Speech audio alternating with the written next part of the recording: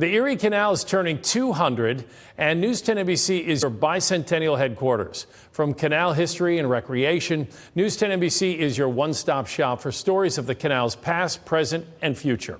Tonight, Jennifer Lewke joins us from Fairport with a story about how the canal is a gateway for boaters, not just traveling through New York, but across different parts of the country. Jen? Yeah, Brett, a lot of the boats that you will see if you're journeying near the Erie Canal are boats that are taking part in what's called America's Great Loop. The journey basically takes boaters all around the northeast portion of the United States and up into Canada. When you finish the loop, you're officially called a looper. And I spoke with some loopers, and a lot of them say the Erie Canal was one of the favorite parts of their journey.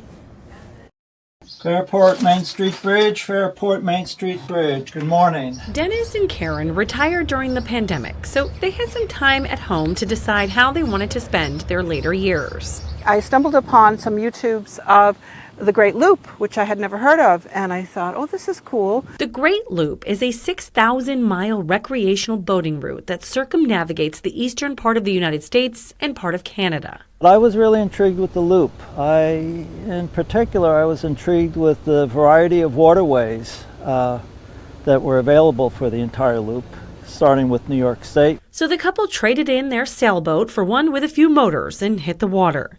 They left from Long Island, made their way around Manhattan and up the Hudson. Then we hit the Erie Canal, which was really a revelation because, coming from downstate, you don't think much about, the Erie Canal or this area. It's amazing to me that we're in New York when we're up here.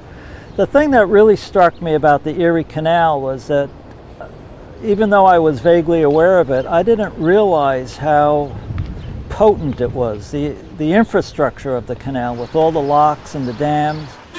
The Erie Canal was one of their favorite spots along the loop. You end up staying in these little towns that you never knew about. Maybe you blew past on the thruway, but you actually get to walk around town and meet people, and you go to the history museums and you look at the placards, and it's like, it's a very different way of seeing the state than when you drive.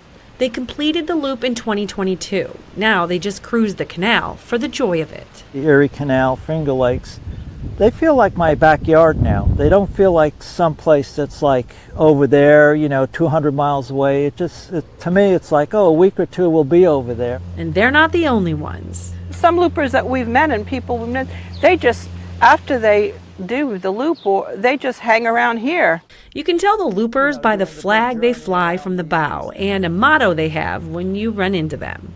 Docktails, 5 o'clock at the flagpole.